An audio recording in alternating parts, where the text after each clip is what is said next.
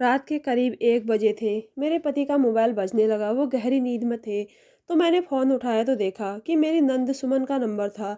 मैंने गुस्से में फ़ोन काट दिया और बुदबुदाने लगी कि इसको रात को भी चैन नहीं है। सुमन मेरे पति की इकलौती बहन थी और किसी न किसी वजह से वो अपने भाई को फ़ोन करती रहती थी। सुमन मुझे वैसे भी अच्छी नहीं लगती थी और अब उसे रात के 1 बजे फ़ोन करते देख मुझे बहुत गुस्सा आ रहा था कि उसे रात के इस वक्त ही फ़ोन करना था। फ़ोन का यह कोई वक्त है क्या? कॉल काटे हुए सिर्फ़ 2 ही मिनट बीते थे और फिर से कॉल आने लगी। इस बार मैंने तंग आकर मोबाइल स्विच ऑफ करके एक तरफ रख दिया। पता नहीं मेरी नंद को मुझसे क्या दुश्मनी है कि वो मेरी ज़िंदगी में परेशानियाँ बन गई है। मुझे यकीन था कि अब सुबह तक मेरी जान छूटी, लेकिन थोड़ी देर बाद मेरा फ़ोन बजने लगा। मैंने देखा कि सुमन फ़ोन कर रही थी। मुझे गुस्सा आया कि ऐसी भी क्या मुसीबत आ गई कि रात को भी उसे चैन नहीं मिल रहा था। मैंने सोचा था कि मैं फ़ोन उठाऊंगी और उसे ढेर सारी बातें सुनाऊंगी, लेकिन दूसरी तरफ से मुझे उसके रोने की आवाज़ सुनाई दी। शिशुकियों के बीच उसने मुझे ऐसी खबर सुनाई कि मैं नरम पड़ गई। बोली, भाभी, दिनेश इस दुनिया से चला गया है। मैंने कहा, सुमन, तुम्हें क्या कह रही हो? जीजाजी अच्छे थे, उन्हें अचानक क्या हो गया? सुमन रोने लगी और बोली कि वह नाइट ड्यूटी पर गए थे, वहाँ बॉयलर फट गया और वह उसी समय मर गए।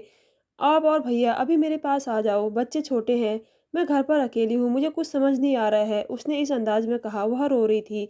जब मैंने उसे सांत्वना दी और कहा कि मैं अभी आती हूँ, मैंने जल्दी से उसका फ़ोन काटा और अपने पति को जगाया। जब वह गहरी नींद से जागे तो मैंने उससे कहा कि मुझे सुमन के घर जाना है। वह घबरा गए और बोले, इतनी रात को सब ठीक तो है, सुमन के घर क्यों? बड़ी मुश्किल से मैंने हिम्मत जुटाकर उन्हें यह खबर बताई कि उनके जीजा का देहांत हो गया है और उनकी बहन अपने छोटे-छोटे बच्चों के साथ विधवा हो गई है। यह सुनकर मेरे पति के चेहरे का रंग उड़ गया। वह चुप रहे, मेरी तरफ अविश्वास से देखते हुए। फिर उन्होंने अपना फ़ोन उठाया तो पावर बंद था। मेरा फ़ोन किसने बंद किया? तो मैंने कहा कि फ़ोन बार-बार बज रहा था, इसलिए मैंने नींद में ही बंद कर दिया था। अनमोल जल्दी से उठे और अपने कपड़े बदले। उसने मुझे भी तैयार होने को कहा और बच्चों को पड़ोस में सुला दो। मैं और तुम जाकर देखेंगे क्या हुआ है। अब हमें ही उसे देखना है। मेरे पति खुद बहुत चिंतित थे। उन्हें भी सुमन की चिंता थी। यह समय ऐसा था कि मैंने कुछ नहीं कहा, बस मैंने उनकी बात मान ली। पड़ोसियों से हमारे बहुत अच्छे संबंध थे, इसलिए मैंने अपने तीनों बच्चों को पड़ोस में सुला दिया। फिर मैं अपने पति के साथ सुमन के घर गई। सुमन ने आस पड़ोस में सूचना दे दी थी, या शायद पड़ोसियों ने खुद उसके रोने की आवाज़ सुनी थी। हम अभी अभी उसके घर पहुंचे थे और उसके घर में काफ़ी भीड़ थी। मैं और अनमोल उसके पास गए। वह हमसे लिपट कर रोने लगी और फिर कुछ देर बाद एम्बुलेंस का सायरन गूंजने लगा। कंपनी वालों ने दिनेश को घर भिजवाने का इंतजाम कर दिया था। उन्होंने बताया कि दिनेश के ऑफिस से फ़ोन आया था कि बॉयलर फटने से उसकी मौत हो गई है। दिनेश का शरीर इतनी बुरी तरह जल गया था कि देखने लायक भी नहीं था। थोड़ा सा ही सुमन को दिखाया गया। फिर अगले दिन दिनेश का अंतिम संस्कार कर दिया गया। दिनेश के परिवार में भी ज़्यादा लोग नहीं थे। उसकी 2 शादीशुदा बहनें थीं। उन्होंने भी अपने भाई की मौत का गम मनाया और चली गई। पीछे सुमन और उसके 2 बच्चे रह गए। मेरे पति अनमोल ने उनके सिर पर हाथ रखा और फिर कहा कि अब मेरी बहन मेरे साथ ही रहेगी और अब यह मेरी जिम्मेदारी है कि आसमान मेरे सर पर गिर गया। मैं सुमन को अपने घर में नहीं रखना चाहती थी। उसके 2 बच्चे थे और वह मेरे लिए बस एक परेशानी थी, क्योंकि मेरे पति उससे बहुत प्यार करते थे और यही एक चीज़ थी जिसे मैं बर्दाश्त नहीं कर सकती थी। लेकिन यह वक्त ऐसा था कि दुनिया को दिखाने के लिए मुझे अच्छा बनना था। मेरे दिल में आग तो थी, लेकिन फिर भी मैंने सुमन का सामान पैक करना शुरू कर दिया। मैंने जानबूझकर सुमन से कहा कि अभी थोड़ा सामान पैक कर ले और बाकी बाद में ले जाएंगे। मैं उसे कुछ दिन ही रखना चाहती थी और फिर उसे किसी न किसी बहाने से वापस भेज दूंगी। सामान पैक करने के बाद सुमन ने एक बहुत बड़ा बैग लिया और फिर अपने सामान में रख लिया। मैंने आश्चर्य से पूछा, उस बैग में क्या है? तो वो बोली, भाभी, बस इतना समझ लो कि ये मेरी कुल संपत्ति है। मैं इसे संभाल कर रखूंगी। अब ये मेरे बच्चों का भविष्य है। सुमन की बात सुनकर मेरे कान खड़े हो गए। सुमन के पास आभूषण के अलावा और क्या हो सकता है जो उसके बच्चों के काम आ सके? मैं सोचने लगी कि भविष्य के लिए सहारा तो होगा। मुझे ये भी पता था कि सुमन के पास ढेर सारे आभूषण हैं। तो तुरंत मेरे मन में ख्याल आया कि इसमें आभूषण होंगे, लेकिन इतना बड़ा बैग देखकर मेरी आंखें चौड़ी हो गई और फिर मैंने सुमन का सामान गाड़ी में रखवाया और उसे और उसके बच्चों को अपने घर ले आई। लेकिन मेरे दिमाग में बस यही चल रहा था कि अगर किसी तरह सुमन का वह बैग मेरे हाथ लग जाए तो क्या दिक्कत है। देखा जाए तो उसको आधे जेवर तो मेरे पति ने ही दिए हैं, जो उसके शादी में बनवाए थे, और उस पर मेरा भी हक था।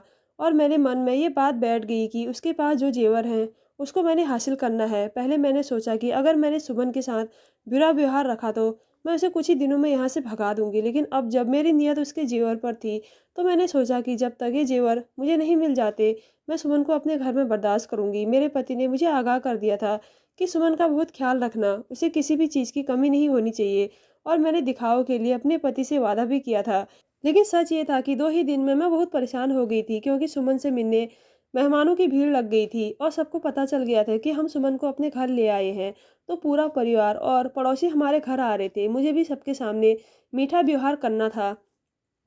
मैंने सबके सामने सुमन का बहुत ख्याल रखने की कोशिश की, कभी उसके लिए पानी लाती तो कभी खाना लाती। मेहमानों को भी ये अच्छा लग रहा था। मैं ऐसा जता रही थी जैसे मैं सुमन का बहुत ख्याल रखती हूँ। सब सुमन को यही कह रहे थे कि तू किस्मत वाली है, भैया और भाभी ने तेरे सिर पर हाथ रखा है और दोनों तेरा ख्याल रख रहे हैं। अब तू अपने बच्चों की खातिर जिंदगी में आगे बढ़। लेकिन सुमन पर जो कयामत टूट पड़ी थी, वह भी कम नहीं थी। तभी तो बेचारी अपने कमरे की चारदीवारी में सिमटी सिमटी सी हर वक्त आंसू बहाती रहती थी। उसके दोनों बच्चे मेरे बच्चों की उम्र के थे। 2 दिन शांति से बीते और फिर तीसरे दिन बच्चे रोने लगे। झगड़ा शुरू हो गया। वो दिन था जब सुमन के दोनों बच्चे ने मिलकर पूरा घर अपने सिर पर उठा लिया था। मेरे बच्चे भी मेरे जैसे ही थे। उन्हें कुछ भी शेयर करने की आदत नहीं थी।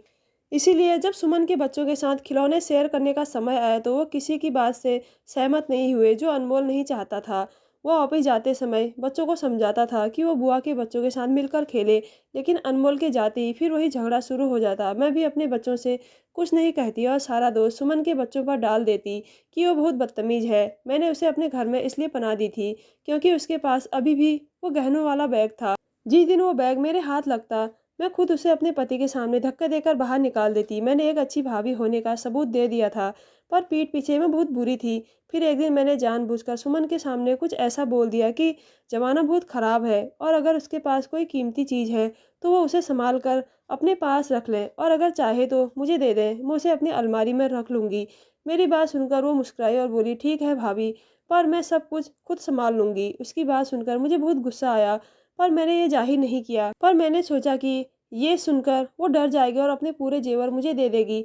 फिर मैं उसे अलमारी में रखने के बहाने खुद ही गायब कर लूँगी और फिर कोई बहाना बनाऊँगी कि चोरी हो गई वगैरह वगैरह। फिर वो तो बहुत ही ढीठ निकली और मुझे कुछ भी नहीं सौंपा। इसलिए मैंने फैसला किया कि सुमन को अब और बर्दाश्त करने की जगह मैं किसी ना किसी तरह से वो आभूषण हासिल कर लूँगी और फिर सुमन को यहाँ से जाने दूँगी। मेरा दुर्भाग्य ये था कि सुमन ज़्यादातर खुद अपने कमरे में ही रहती थी और कोई मेहमान आता तो उसे अपने कमरे में ही बुला लेती थी। शायद इसका सिर्फ एक ही कारण था कि मैं गेस्ट रूम को हमेशा बंद रखती थी। उसके मेहमानों के लिए मैं कभी भी गेस्ट रूम नहीं खोलती थी।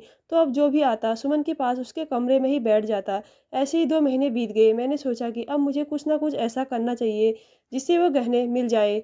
इसलिए एक रात मैंने एक गिलास में नींद की दवा मिलाई और सुमन के पास ले गई। यह पहली बार था कि मैं सुमन के लिए दूध का गिलास लेकर गई। उसने आश्चर्य से मेरी तरफ देखा। मैंने दूध का गिलास साइड टेबल पर रखते हुए कहा कि तुमने खुद को कितना कमज़ोर कर लिया है। अगर तुम अपना ध्यान रखोगी तभी अपने बच्चों पर ध्यान दे पाओगी। मैंने उसे बच्चों का ध्यान देने के लिए कहा। मेरी बात सुनकर वह हल्के से मुस्कुराई और बोली, बहुत बहुत धन्यवाद भाभी, आप मेरा बहुत ख्याल रखती हो। उसकी यह बात सुनकर मैं मन ही मन हंस पड़ी और फिर पीछे मुड़कर बोली, अब मैं इंतज़ार कर रही हूँ, जब आधी रात होगी तो वह गहरी नींद में सो जाएगी और मैं जाकर उसके कमरे से गहने निकाल लूँगी और फिर उसे यहाँ से हमेशा के लिए विदा कर दूँगी। उस रात अनमोल भी घर पर नहीं थी, इसलिए मुझे राहत थी कि उसके दोस्त की शादी थी। इसलिए अपने घर में मैं अकेली कमरे में लेटी हुई थी। मैं समय बीतने का इंतज़ार कर रही थी। मुझे पता था कि दूध पीने के बाद सुमन 1 घंटे में ही गहरी नींद में सो जाएगी और फिर मैं आसानी से अपना काम कर पाऊंगी। इस तरह रात के 1 बज गए और मेरे पति की 2 बजे से पहले लौटने की उम्मीद नहीं थी। इसलिए मैं चुपचाप अपने कमरे से बाहर निकली और सुमन के कमरे में पहुंच गई। कमरे का दरवाज़ा थोड़ा खुला था। मैंने बहुत धीरे से अंदर कदम रखा और मैं चौंक गई, क्योंकि मेरी ननद सुमन रात के इस समय अपने कमरे में थी। वो अकेली नहीं थी, बल्कि मेरे पति अनमोल के साथ थी। मैं आश्चर्य से चौड़ी आंखों से अपने पति को देख रही थी। वो शादी में जाने की बात कहकर घर से निकला था, फिर वो सुमन के साथ उसके कमरे में क्या कर रहा था। कमरे में एक छोटी सी रोशनी थी। सीमा के दोनों बच्चे सो रहे थे, शायद इसलिए उनने लाइट नहीं जलाई थी। अंधेरे में मैं अपने पति और सुमन को बिस्तर पर बैठे देख सकती थी, लेकिन उन दोनों का चेहरा मेरी तरफ नहीं था, इसलिए वो मेरी मौजूदगी से अनजान थे। मुझे उन्हें साथ बैठे देखकर बहुत गुस्सा आया। रात के इस समय वो मेरे साथ नहीं बल्कि अपनी बहन के साथ थे। उसे यहाँ क्या काम था? अगर वो शादी से लौटा भी था तो कमरे में क्यों नहीं आया? वो यहाँ क्या कर रहा था? मुझे यकीन था कि सुमन उसे मेरे पीछे मेरे खिलाफ भड़का रही होगी, या फिर वो मेरे पति से पैसे ऐंठना चाहती होगी, इसलिए उसने उसे यहाँ बैठा रखा था। मैं वहीं दरवाजे पर कान लगाकर खड़ी रही, लेकिन कुछ देर बाद जो हकीकत मेरे सामने आई उसने मुझे झंझोक कर रख दिया।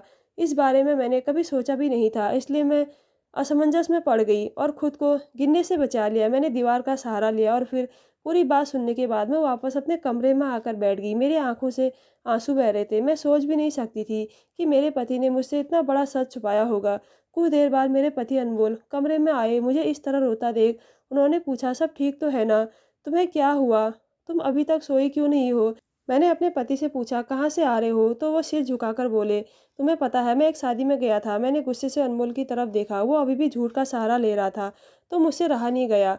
तो मैं गुस्से में उठ खड़ी हुई। मैंने खुद तुम्हें सुमन के कमरे में देखा है, और मैंने यह भी सुना कि तुम दोनों क्या बातें कर रहे थे। मैं तुम्हें बहुत अच्छे से जानती हूँ कि तुम दोनों बहन भाइयों के बीच क्या चल रहा है। पर मुझे दुख एक ही बात का है, एक छत के नीचे रहने के बावजूद भी मैं इतनी बड़ी बात से अनजान रही। तुमने मुझे इस बारे में कुछ क्यों नहीं बताया? मेरी बात सुनकर अनमोल ने सिर झुका लिया और कहा, मुझे डर था कि अगर तुम्हें इस बारे में पता चल गया तो पता नहीं तुम कैसे टूट जाओगी। और मैं अच्छे से जानता हूँ कि तुम पहले ही सुमन और उसके बच्चों का अस्तित्व बर्दाश्त नहीं कर सकती। अब अगर तुम्हें इस बारे में पता चल जाता, मैंने अपनी नौकरी छोड़ दी है, मेरी आय का स्रोत समाप्त हो गया है, तो तुम पहला मौका मिलते ही सुमन और उसके बच्चों को इस घर से बाहर निकाल दोगी। मैं बहुत परेशान था, इसलिए मैं अपनी परेशानी तुमसे शेयर भी नहीं कर सका। उल्टा तुम मेरे लिए और एक परेशानी खड़ी कर देती। सुमन मेरी बहन थी, वो मेरे चेहरे को अच्छे से पढ़ना जानती थी। पिछले 2 दिनों से वो बार बार मुझसे पूछ रही थी कि क्या हुआ भैया, पर मैं उसके दर्द के कारण चुप था। फिर आज मैं शादी से भी जल्दी लौट आया, क्योंकि वहाँ मेरा मन ही नहीं लग रहा था। संयोग से सुमन ने ही दरवाज़ा खोला था, तो उसने तुरंत मुझे अपने कमरे में बुलाया और कहा, अब बताओ क्या दिक्कत है? अगर मेरे यहाँ रहने से कोई दिक्कत है तो मैं अपने बच्चों को लेकर अपने घर चली जाऊंगी, शांति से अपना जीवन जी लूंगी। सुमन की बात सुनकर मैंने कहा कि नहीं, ऐसा नहीं है।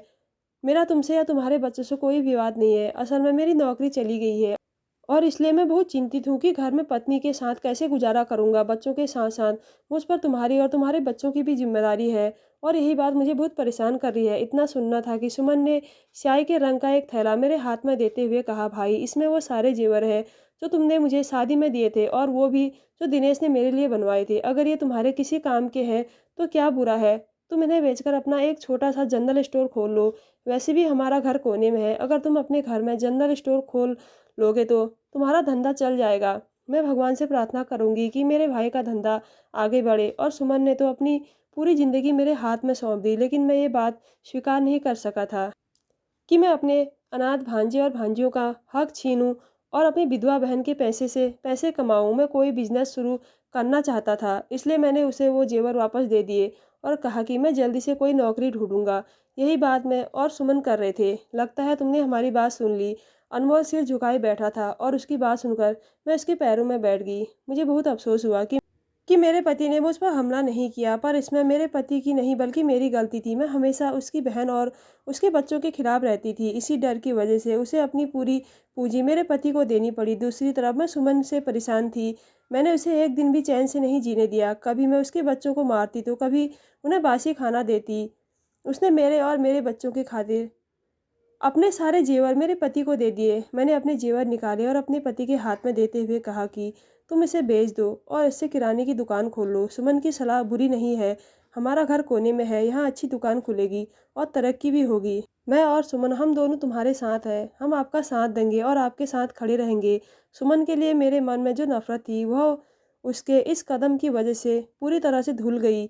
मैं जानती थी कि वह एक नेक दिल औरत है, जिसने तुरंत ही अपना पूरा जीवन मेरे पति को दे दिया। मैंने कहा कि मैं सुमन को कहती हूँ कि भाई कह रहे थे, मैं उनकी सलाह को बिल्कुल सही मानता हूँ। यह सुनकर सुमन खुश हो गई। फिर मैंने अपने और सुमन के जेवर अपने पति को सौंप दिए। मेरे पति ने वो जेवर बेचकर एक किराने की दुकान खोल ली। मैं और सुमन घर का काम भी संभालती थी। जब मेरे पति दुकान के लिए सामान खरीदने बाजार जाते थे तो हम दोनों बारी बारी से दुकान संभालते थे। हम दोनों की मेहनत से दुकान खूब तरक्की कर रही थी। हमारे बच्चे एक ही स्कूल में पढ़ने लगे, और हमारा प्यार देखकर बच्चों में भी प्यार पनपने लगा। मैंने सुमन से अपनी सारी गलतियों के लिए माफ़ी मांगी और वादा किया कि मैं अब उसे कोई परेशानी नहीं दूंगी। आज हमारी किराने की दुकान को चलते हुए 2 साल हो गए हैं। हमारे घर में प्यार का राज है, क्योंकि अब मैं सुमन को समझती हूँ और वो मेरे साथ पहले से ही अच्छी थी। जब इंसान अपने रिश्तों को समझता है और उनके दिल में अच्छी नीयत होती है तो भगवान भी हमारा साथ देते हैं और हमारे घर में खुशियाँ ही खुशियाँ हैं। तो दोस्तों, कैसी लगी आज की स्टोरी? अगर अच्छी लगी तो हमारे चैनल को ज़रूर सब्सक्राइब कीजिएगा। धन्यवाद।